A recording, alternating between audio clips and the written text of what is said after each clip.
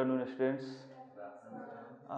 आज चाहिँ म चाहिँ यो क्लास 12 एनइबी क्लास 12 को चाहिँ एउटा इम्पोर्टेन्ट टपिक डिजिज भन्ने टपिकमा चाहिँ आज म ट्युबरक्युलोसिस भन्ने चाहिँ टपिकबाट चाहिँ सुरु गर्दैछु। यसको बारेमा चाहिँ हामी चाहिँ अलिकति डिस्कसन गरौँ। यो र एउटा चाहिँ यसमा ट्युबरक्युलोसिस चाहिँ अलिकति हाम्रो पब्लिक इन्ट्रेस्टको पनि एउटा चाहिँ टपिक हो, जुन चाहिँ सामान्य चाहिँ नागरिकहरूले पनि चाहिँ सायद नेपालीहरूले चाहिँ बुझ्नुपर्ने कुरो, इन एडिसन टु स्टुडेन्ट्सहरू, हामी स्टुडेन्ट बाहेक पनि। र फ्रिक्वेन्टली चाहिँ सोधिने क्वेसन पनि छ यो एनइबीमा चाहिँ ट्युबरक्युलोसिसको बारेमा। अब चाहिँ यो ट्युबरक्युलोसिसको बारेमा अलिकति जानकारी लिउँ। ट्युबरक्युलोसिस हो के त? नेपालीमा यसलाई हामी चाहिँ क्षय रोगको बारेमा चाहिँ सुन्यो होला नाम, होइन? ट्युबरक्युलोसिस भनेको क्षय रोग हो र यसलाई चाहिँ it is also known as Koch disease भनेर पनि हामीले चाहिँ पढेको होला, सुन्यो होला। कच डिजिज, ट्युबरक्युलोसिसको अर्को नाम चाहिँ कच डिजिज। किन भनिएको होला कच डिजिज त यसलाई? किनभने साइन्टिस्ट, हामीलाई थाहा छ होला, रबर्ट कच भन्ने चाहिँ एकजना साइन्टिस्ट थिए। यिनले चाहिँ यो डिस्कभर गरेको ब्याक्टेरिया, होइन, यो चाहिँ डिजिज चाहिँ डिस्कभर गरेका थिए रबर्ट कच भनेर, र उहाँकै नामबाट चाहिँ ट्युबरक्युलोसिसको नाम चाहिँ रबर्ट कच पनि कच डिजिज पनि राखिएको छ। र यसको चाहिँ ट्युबरक्युलोसिस, यसको कजेटिभ एजेन्ट चाहिँ यसको हेर्ने हो भने चाहिँ यसको ट्युबरक्युलोसिसको causative agent it is mycobacterium tuberculosis. Mycobacterium tuberculosis भन्ने ब्याक्टेरिया चाहिँ हो। यो चाहिँ सबभन्दा प्रमुख चाहिँ यो चाहिँ हो। यसबाहेक अर्को पनि एउटा स्पेसिस कमन छ, माइकोब्याक्टेरियम बोभिस भन्ने पनि एउटा स्पेसिस छ, जुन चाहिँ प्राय जसो चाहिँ हामी क्याटलमा यसको बोभिसको इन्फेक्सन चाहिँ क्याटलमा भएको हामी धेरै जसो देख्छौँ भने ह्युमन पपुलेसनमा चाहिँ प्राय जसो चाहिँ माइकोब्याक्टेरियम ट्युबरक्युलोसिसको चाहिँ इन्फेक्सन भएको पाइन्छ। र समटाइम्स क्याटलबाट पनि चाहिँ इन्फेक्टेड क्याटलको चाहिँ थ्रु मिल्कबाट पनि यो चाहिँ ह्युमनमा चाहिँ यो ट्रान्सफर भएको पाइन्छ। यो चाहिँ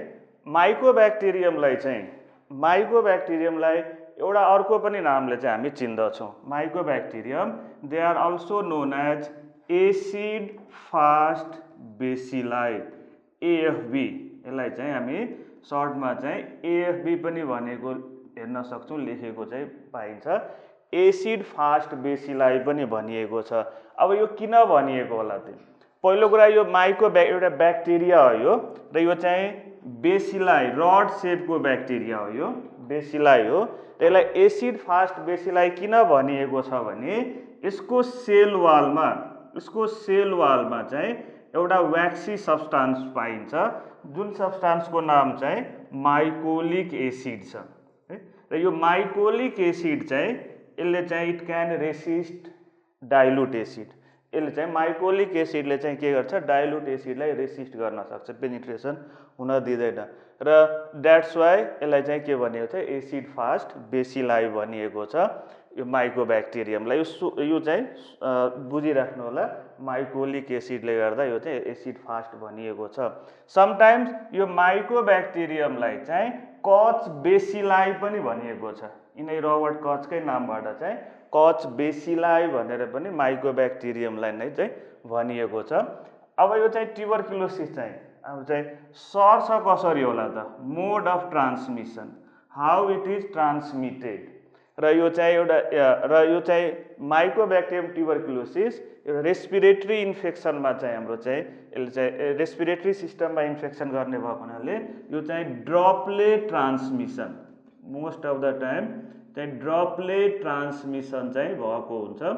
हावाद्वारा चाहिँ यो चाहिँ सरेको पाइन्छ।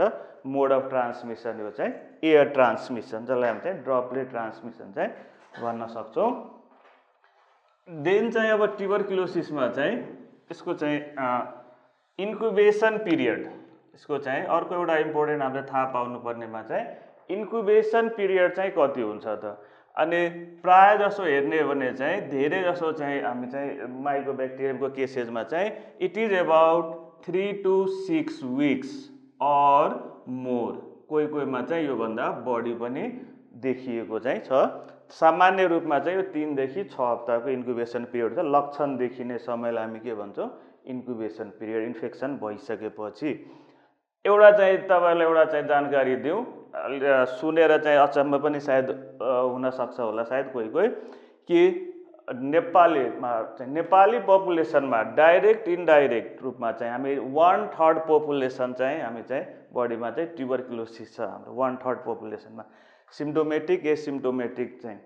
र यो 1/3 पपुलेसनमा चाहिँ हेर्ने हो भने चाहिँ सबैमा त टिबी त छैन। किन छैन भन्दाखेरि चाहिँ हाम्रो इम्युन सिस्टमले गर्दा चाहिँ है। तर हामी चाहिँ 1/3 पपुलेसनको शरीरमा माइकोब्याक्टेरियम चाहिँ प्रेजेन्ट छ डाइरेक्टली और इन्डाइरेक्टली, यो चाहिँ थाहा पाइराख्नुहोस्। र जबसम्म हाम्रो इम्युन सिस्टम राम्रो छ हामी चाहिँ धेरै जसो रोगहरूबाट या इन्फेक्सनबाट चाहिँ बचिराखेका छौँ। अब चाहिँ यो ट्युबरक्युलोसिस भन्ने जुन यो डिजिज छ हाम्रो, यो माइकोब्याक्टेरियम, यसले चाहिँ हाम्रो शरीरको कुन चाहिँ भाग या कुन चाहिँ सिस्टमलाई चाहिँ एफेक्ट गर्छ त? अनि मोस्ट अफ द टाइम यसले चाहिँ हाम्रो चाहिँ रेस्पिरेटरी सिस्टममा चाहिँ यसले चाहिँ इन्फेक्सन गरे हुन्छ। रेस्पिरेटरी सिस्टममा चाहिँ यसले चाहिँ मोस्टली चाहिँ हामीलाई चाहिँ इन्फेक्सन गरेको हुन्छ। र रेस्पिरेटरी सिस्टममा चाहिँ सबभन्दा प्रमुख चाहिँ हामीले हेर्न सक्छौँ लङ्समा चाहिँ इन्फेक्सन भएको हुन्छ। र लङ्समा गरिएको इन्फेक्सनलाई हामी चाहिँ पल्मोनरी ट्युबरक्युलोसिस चाहिँ भन्छौँ। पल्मोनरी ट्युबरक्युलोसिस भन्छौँ लङ्सको इन्फेक्सनलाई। तर के लङ्स बाहेक अरूमा चाहिँ हुन्छ कि हुँदैन ट्युबरक्युलोसिस? हुनसक्छ, याद गर्नुहोस्। नट ओन्ली लङ्स, अरू पनि अर्गनमा हाम्रो चाहिँ ट्युबरक्युलोसिस चाहिँ इन्फेक्सन हुनसक्छ। लाइक के भन्छ हामी चाहिँ लिम्फ ग्ल्यान्डहरूको ट्युबरक्युलोसिस हुनसक्छ, किडनीको ट्युबरक्युलोसिस हुनसक्छ, स्पाइनको ट्युबरक्युलोसिस हुनसक्छ, विभिन्न चाहिँ एब्डोमेनमा ट्युबरक्युलोसिस हुनसक्छ। हाम्रो शरीरको अरू पनि पार्ट्सहरूमा चाहिँ ट्युबरक्युलोसिस लाग्न सक्छ। तर धेरै जसो केसमा चाहिँ अलमोस्ट 90% ट्युबरक्युलोसिस चाहिँ के भेटिएको छ भने रेस्पिरेटरी सिस्टममा चाहिँ भएको पाइएको छ। लङ्स बाहेकका चाहिँ ट्युबरक्युलोसिसलाई हामी चाहिँ एक्स्ट्रा पल्मोनरी ट्युबरक्युलोसिस भनेर चाहिँ यसलाई चाहिँ चिन्दछौँ। एक्स्ट्रा पल्मोनरी ट्युबरक्युलोसिस चाहिँ भनिएको हुन्छ हाम्रो चाहिँ रेस्पिरेटरी सिस्टममा चाहिँ। रेस्पिरेटरी सिस्टममा लङ्समा पनि हेर्ने हो भने चाहिँ यसले चाहिँ धेरै जसो चाहिँ हाम्रो चाहिँ राइट लङ्समा चाहिँ इन्फेक्सन गरेको पाइन्छ धेरै जसोमा चाहिँ। कारण चाहिँ के होला त?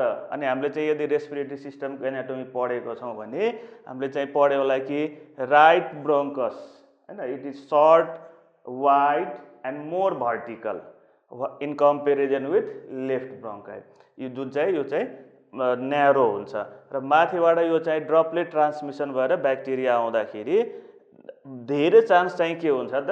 राइटतिर चाहिँ ब्याक्टेरियाको इन्फेक्सन हुने हुन्छ। र यो चाहिँ राइट लङ्समा चाहिँ प्रायः जसो चाहिँ इन्फेक्सन भएको हेर्छौँ। यसको मतलब फेरि यो होइन कि लेफ्टमा हुँदैन, यहाँ पनि हुनसक्छ है, यो चाहिँ सम्झिनु। र अब चाहिँ ट्युबरक्युलोसिस चाहिँ एउटा चाहिँ त्यही रेस्पिरेटरी सिस्टम बाहेकका पनि अर्गनहरू चाहिँ एफेक्ट चाहिँ हुनसक्छ। र यो चाहिँ रेस्पिरेटरी सिस्टम पछि चाहिँ कमै देखिएको छ अरू पार्ट्सहरूमा चाहिँ। अब चाहिँ अर्को एउटा एकदमै इम्पोर्टेन्ट चाहिँ हामीले जान्नुपर्नेमा चाहिँ एक्जाम पोइन्ट अफ भ्यूले पनि चाहिँ ट्युबरक्युलोसिसको लक्षणहरू के होला त हैन, क्लिनिकल फिचर्स, यसलाई चाहिँ क्लिनिकल सिम्पटम्स और फिचर्स। ट्युबरक्युलोसिस लागेको छ भने त्यो व्यक्तिमा कस्ता लक्षणहरू देखिन्छ होला त हैन, के हुनसक्छ त तिनीहरूलाई? सबभन्दा पहिला कुनै पनि ट्युबरक्युलोसिस होस् व्यक्तिको चाहिँ के हुन्छ? वेट लस देखिन सक्छ, वेट लसबाट चाहिँ सुरु हुन्छ।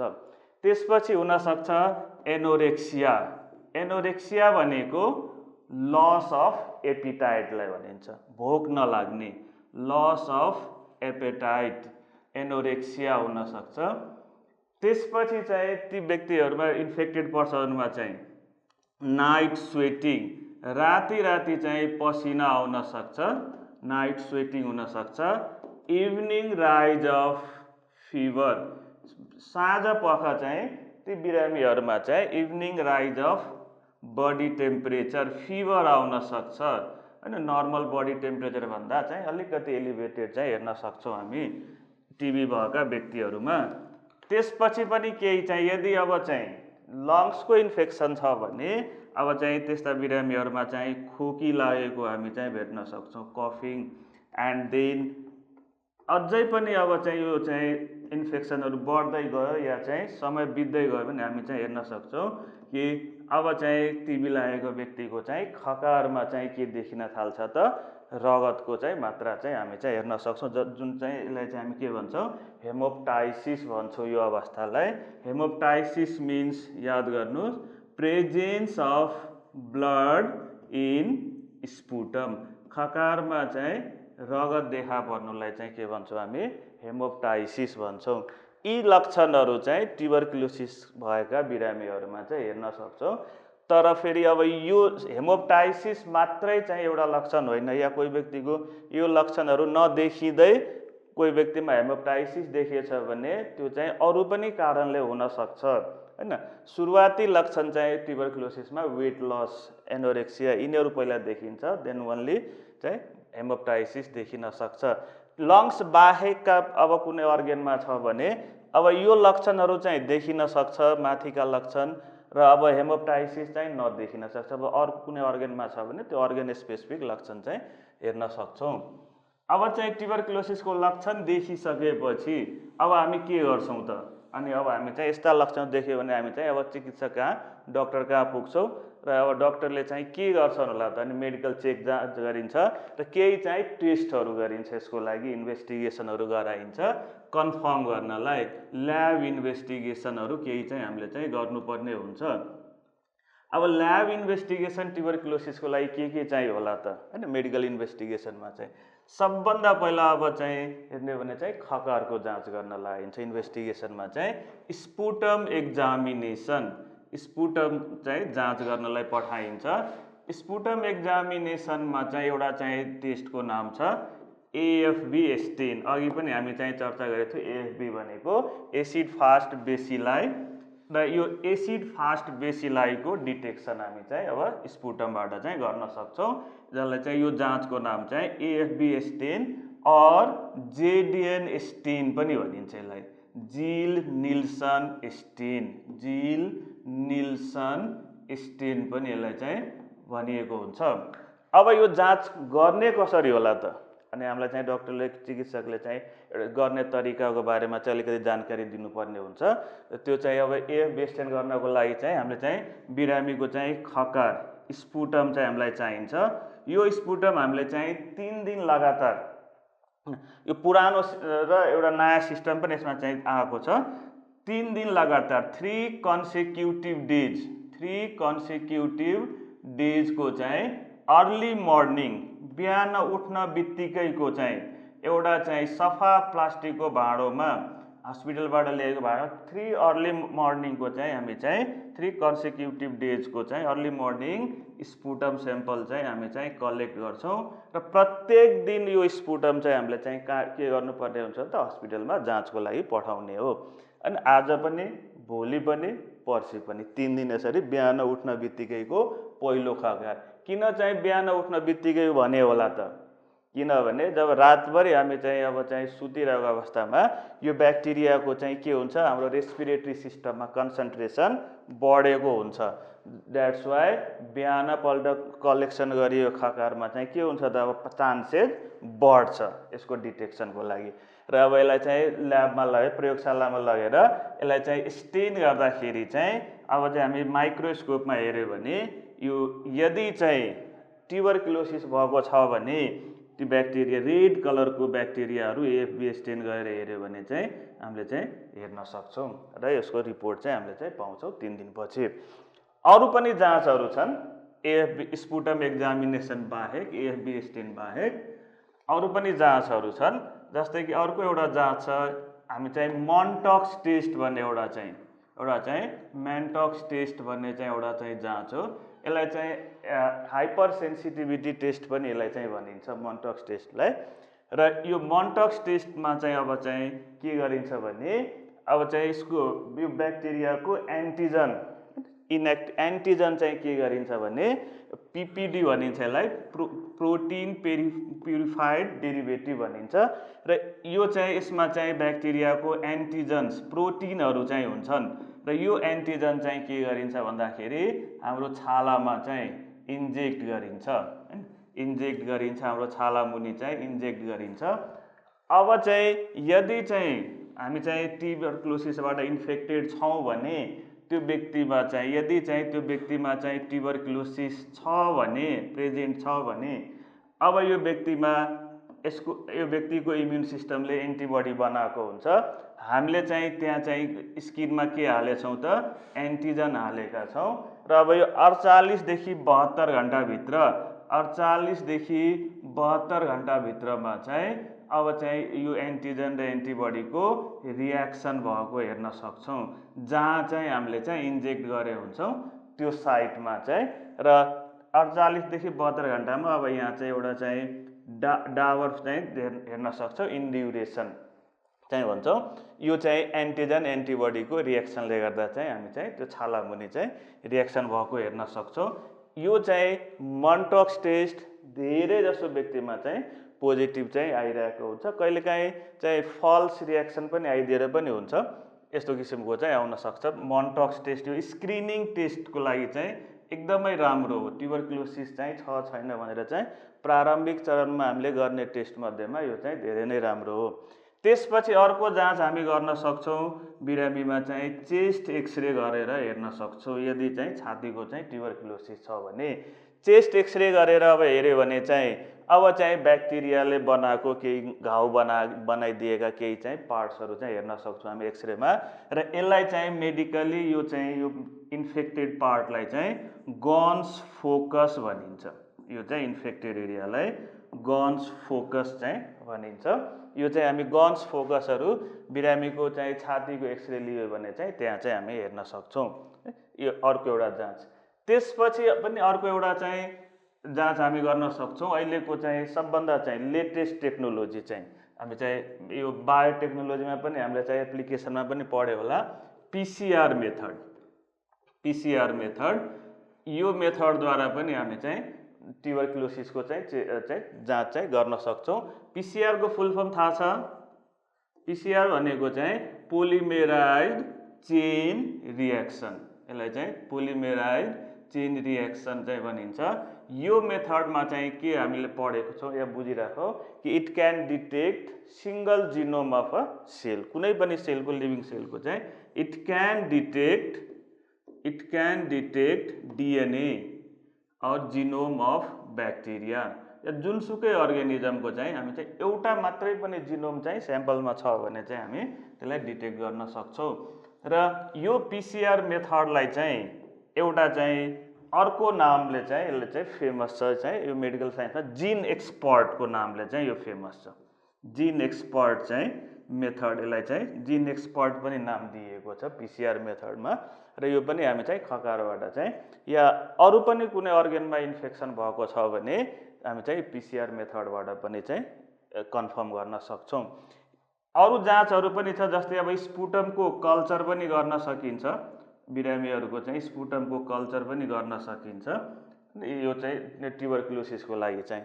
तर सबभन्दा पहिला गर्ने जाँच कुन चाहिँ होला त?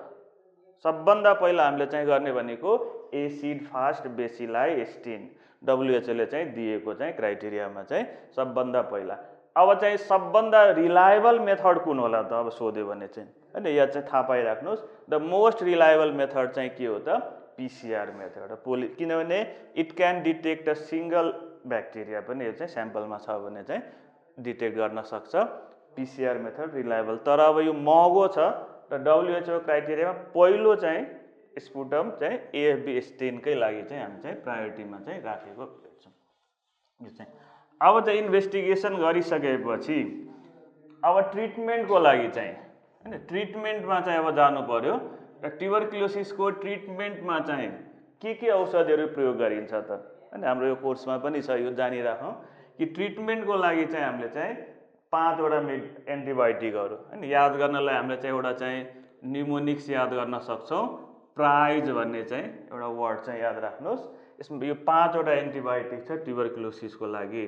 P4 pyrazinamide, P4 pyrazinamide, R4 rifampicin, I4 isoniazid, S4 streptomycin, ethambutol. यो 5 वटा मेडिसिन चाहिँ एन्टिबायोटिक चाहिँ ट्युबरक्युलोसिसमा चाहिँ हामीले प्रयोग गरेको पाउँछौँ है। यो चाहिँ 5 वटा याद गर्नु, सोधिएको पनि हुन्छ यो ट्युबरक्युलोसिसमा चाहिँ प्रयोग हुने औषधिहरूको नाम चाहिँ एन्टिबायोटिक्सहरूमा चाहिँ है। यसमा चाहिँ अब चाहिँ यो चाहिँ एउटा चाहिँ यसमा चाहिँ यो याद गर्नु, एउटा यो इन्जेक्टेबल छ, बाँकी सबै चाहिँ हामी चाहिँ खाने चक्की ट्याब्लेट फर्ममा चाहिँ आउँछ, एउटा चाहिँ इन्जेक्टेबल छ। अर्को एउटा इम्पोर्टेन्ट चाहिँ अब चाहिँ हामीले जान्नुपर्नेमा चाहिँ ट्युबरक्युलोसिसबाट बच्नको लागि हामी चाहिँ के गर्न सक्छौँ त, प्रिभेन्टिभ मेजर्स। यो चाहिँ एकदमै इम्पोर्टेन्ट, यो जानिराख्नुहोस्, जाँचको लागि पनि धेरै इम्पोर्टेन्ट हो यो। अब चाहिँ प्रिभेन्सनको लागि हामी के गर्ने त ट्युबरक्युलोसिस नहोस् भनेर, अनि सबभन्दा पहिला चाहिँ हामीले चाहिँ एउटा BCG भ्याक्सिनेसन चाहिँ हामीले चाहिँ प्रयोग गर्नुपर्ने हुन्छ। ट्युबरक्युलोसिस थाहा छ होला, BCG भ्याक्सिन के को लागि प्रयोग हुन्छ, ट्युबरक्युलोसिसबाट चाहिँ बच्नको लागि चाहिँ प्रयोग हुने चाहिँ यो BCG को फुल फर्म के त, ब्यासिलस कालमेट ग्वाइरिन। ग्वाइरिन भन्ने साइन्टिस्टले चाहिँ डिस्कभर गरेका थिए ब्यासिलस कालमेट ग्वाइरिन भन्ने चाहिँ भ्याक्सिन। यो भ्याक्सिन चाहिँ हामीले चाहिँ बच्चा जन्मिसकेपछि जन्मिन बित्तिकै या 45 दिनभित्र चाहिँ आफ्टर बर्थ चाहिँ हामी चाहिँ युज गर्छौँ यो भ्याक्सिनको। यो चाहिँ एउटा चाहिँ BCG चाहिँ यो चाहिँ with after birth or within 45 डेजमा चाहिँ हामीले चाहिँ यसको प्रयोग गर्छौँ। BCG यो चाहिँ एउटा लाइभ एटुनिएटेड भ्याक्सिन हो, यो लाइभ एटुनिएटेड भ्याक्सिन हो यो, र यो टिबीको विरुद्धमा चाहिँ हामी चाहिँ प्रयोग गर्ने भ्याक्सिन हो यो BCG, सम्झिनु। अरू प्रिभेन्टिभ मेजरहरूमा चाहिँ जस्तै कि अब हामी चाहिँ भिडभाडमा जान्छौँ भने मास्कको प्रयोग गरौँ, युज अफ मास्क, होइन। क्राउडलाई एभोइड गरौँ, एभोइड अफ क्राउडलाई एभोइड गरौँ। त्यस्तै अर्को चाहिँ अब यिनीहरूमा चाहिँ पास्चराइजेसन भन्ने पनि एउटा चाहिँ हामी चाहिँ गर्नुपर्ने हुन्छ। यो पास्चराइजेसन हामीले चाहिँ केसँग रिलेटेड टर्म छ याद गर्नुभएको छ, यो पास्चराइजेसन हामी चाहिँ मिल्कलाई गरे हुन्छौँ हैन। र यो मिल्कलाई किन गरिएको हुन्छ होला त, अनि अघि नै हामी चर्चा गरेको थियौँ कि माइकोब्याक्टेरियम बोविस भन्ने स्पेसिज मिल्कबाट चाहिँ ह्युमनमा आउन सक्छ। त्यही भएर कन्ज्युम्सन गर्नुभन्दा, बजारमा चाहिँ दुधलाई चाहिँ पठाउनुभन्दा पहिला डेरी इन्डस्ट्रीहरूले चाहिँ के गरे हुन्छ, त्यसलाई पास्चराइज, यो भनेको मिल्कलाई चाहिँ स्टेरिलाइज गर्ने टेक्निक हो, स्टेरिलाइज गर्छौँ। र सबभन्दा मेन उद्देश्य नै त्यही हो कि हामी चाहिँ मिल्क बर्न प्याथोजन्स लाइक ट्युबरक्युलोसिस या अरू कुनै कीटाणु ब्याक्टेरियाहरू छन् त्यो चाहिँ नसरोस् भनेर चाहिँ है। प्रिभेन्सनमा चाहिँ भ्याक्सिनेसन, मास्क प्रयोग गर्ने, भिडभाडमा चाहिँ धेरै चाहिँ नजाने, पास्चराइजेसन गर्ने, र अर्को चाहिँ अब चाहिँ कस्ता व्यक्तिहरू चाहिँ धेरै जस्तो चाहिँ रिस्कमा हुन्छ ट्युबरक्युलोसिस हुने कस्ता व्यक्तिहरू चाहिँ रिस्कमा बढी हुन्छन् भन्दाखेरि याद गर्नु, नन इम्युनाइज्ड पर्सनहरू, भ्याक्सिनै प्रयोग गरेका छैनन् भने त्यस्ता व्यक्तिहरूमा चाहिँ ट्युबरक्युलोसिस हुने रिस्क बढी हुन्छ। या चाहिँ माल न्युट्रिसन भएको बच्चाहरू छन् भने, कुपोषण भएका बच्चाहरू छन् भने तिनीहरूमा चाहिँ ट्युबरक्युलोसिस हुने रिस्क बढी हुन्छ। त्यस्तै क्राउडिङमा चाहिँ ओभर क्राउडेड ठाउँहरूमा चाहिँ बस्यो भने चाहिँ, या फ्रिक्वेन्टली हामी चाहिँ क्लासरुम भयो, फ्याक्ट्रीहरू भयो ठुल्ठुला होइन, इन्डस्ट्रीहरूमा जस्तै पहिला हामी काठमाडौँमा गलैँचा फ्याक्ट्रीहरूमा धेरै नै ट्युबरक्युलोसिसका बिरामीहरू भेट्थे। आजभन्दा 15-20 वर्ष अगाडिको हिस्ट्री हेऱ्यो भने, किनभने एउटै कोठामा 20 जना 25 जना चाहिँ राखिएको हुन्छ। प्रिजन्सहरू, जेलमा चाहिँ यहाँ पनि चाहिँ राखिएका कैदीहरू, प्रिजन्समा राखिएका कैदीहरू पनि एकदमै रिस्कमा हुन्छन् ट्युबरक्युलोसिस जस्ता बिरामी रोगहरूबाट चाहिँ इन्फेक्सन हुन सक्नेमा चाहिँ। अब चाहिँ ट्युबरक्युलोसिसको चाहिँ अब 1-2वटा अर्को पनि एउटा चाहिँ थाहा पाइराख्ने एउटा कुरो, टिबी डे भनेर चाहिँ कुन चाहिँ मितिमा, कुन चाहिँ डेको लागि चाहिँ स्पेसिफाई चाहिँ एउटा चाहिँ राखेको छ WHO ले चाहिँ टिबी डे भनेर चाहिँ 24 मार्चलाई चाहिँ ट्युबरक्युलोसिस अवेरनेस डे भनेर चाहिँ राखेका छौँ। हामीले चाहिँ र यो 24 मार्चको दिनमा चाहिँ टिबीको बारेमा चाहिँ हामीले विभिन्न चाहिँ अवेरनेस कार्यक्रमहरू चाहिँ दिएका हुन्छौँ। ट्युबरक्युलोसिसको ट्रिटमेन्टमा चाहिँ ट्युबरक्युलोसिसको ट्रिटमेन्टको लागि WHO र नेपाल सरकार मिलेर चाहिँ एउटा चाहिँ स्पेसल खास यो WHO को प्रोग्राम हो यो र प्लस यसमा नेपाल सरकारको पनि इन्भल्भमेन्ट चाहिँ छ। डट्स भन्ने प्रोग्राम चाहिँ ट्युबरक्युलोसिसको ट्रिटमेन्टको लागि चाहिँ एउटा यो प्रोग्राम चाहिँ WHO ले चलाएको प्रोग्राम हो डट्स। यो डट्स भनेको के होला त? यसको फुल फर्म चाहिँ डाइरेक्टली अब्जर्भड ट्रिटमेन्ट सर्ट कोर्स है। यो ट्युबरक्युलोसिसको ट्रिटमेन्टको लागि चाहिँ चलाइएको एउटा प्रोग्राम हो। यो directly observed treatment short course यो प्रोग्रामको चाहिँ नाम भनिएको छ। अब यो हो के त? यो चाहिँ के छ भन्दाखेरि चिकित्सकको प्रत्यक्ष निगरानीमा या स्वास्थ्यकर्मीको प्रत्यक्ष निगरानीमा चाहिँ यो चाहिँ औषधि उपचार गर्ने चाहिँ यो चाहिँ एउटा सिस्टम हो। किन भन्दाखेरि ट्युबरक्युलोसिस किन यो आवश्यकता पर्यो त स्वास्थ्यकर्मीको प्रत्यक्ष निगरानीमा? किनभने यसको ट्रिटमेन्टको जुन कोर्स ड्युरेसन छ यो चाहिँ 6 मन्थ या त्योभन्दा बढी पनि हुन सक्छ चाहिँ आवश्यक पर्न सक्छ। र ट्युबरक्युलोसिसको औषधि चाहिँ थाहा पाइराख्नुहोस् यो फ्री अफ कोस्ट पाइन्छ हैन, निशुल्क पाइन्छ, नेपाल गभर्नमेन्टले चाहिँ दिन्छ। अनि पुरानो पहिला समयमा के थियो भने निशुल्क औषधि लिएर गयो, खायो खाएन हैन, इरेगुलरिटी भयो। यसमा चाहिँ के देखियो भन्दाखेरि औषधिको पैसा पनि गयो, निको पनि भएन। अनि चाहिँ यो डट सिस्टम चाहिँ अपनाइएको हो कि औषधि चाहिँ दिएर नपठाउने, प्रत्येक दिन चाहिँ स्वास्थ्य चौकीमा आउने, हेल्थ सेन्टरमा आउने, औषधि खाने र आफ्नो दैनिक काममा चाहिँ पेसेन्ट चाहिँ आफ्नो चाहिँ जाने। यो सिस्टम नेपालमा चाहिँ पहिलोचोटि चाहिँ इन्ट्रोड्युस भएको थियो। इन्ट्रोड्युस चाहिँ यो नेपालमा इन्ट्रोड्युस्ड इन 1996 एडीमा चाहिँ नेपालमा चाहिँ पहिलोचोटि इन्ट्रोड्युस गरिएको थियो। र यो नेपालको 75 जिल्लामा, अहिलेको चाहिँ 77 जिल्ला भनौँ, 75 जिल्लामा यो चाहिँ 2000 एडीमा चाहिँ एभ्री डिस्ट्रिक्ट हैन, हरेक डिस्ट्रिक्टमा चाहिँ यो चाहिँ सिस्टम चाहिँ हाम्रो चाहिँ लागू भएको थियो। र यो चाहिँ डट्स भनेकै के हो भन्दाखेरि यो चाहिँ टिबीको एउटा चाहिँ उपचार पद्धतिको यो चाहिँ नाम हो। यसको फुल फर्म थाहा पाइराख्नु होला। अनि अर्को पनि एउटा चाहिँ अहिले चाहिँ डट्स प्लस भन्ने पनि छ, एउटा चाहिँ डट्स प्लस भन्ने पनि एउटा चाहिँ कार्यक्रम छ। यसमा चाहिँ इट ट्रिट्स ट्युबरक्युलोसिसकै गरिन्छ। It treats tuberculosis in HIV AIDS patient. HIV AIDS भएका पेसेन्टहरूलाई चाहिँ यसमा यो डट्स प्लस सिस्टममा चाहिँ ट्रिटमेन्ट गरिन्छ। अब एड्स पनि हामी सायद पढेको होला।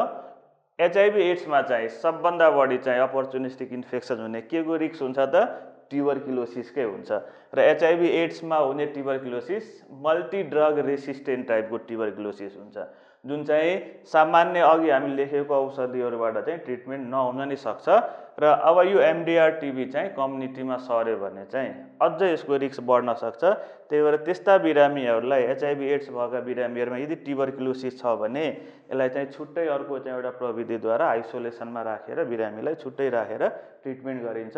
र यो पद्धतिको नाम चाहिँ के हो? Dots plus. त्यही भएर डट्स प्लस याद गर्नुहोस्, HIV एड्समा ट्युबरक्युलोसिस भएको बिरामीलाई चाहिँ ट्रिटमेन्ट गर्ने हो।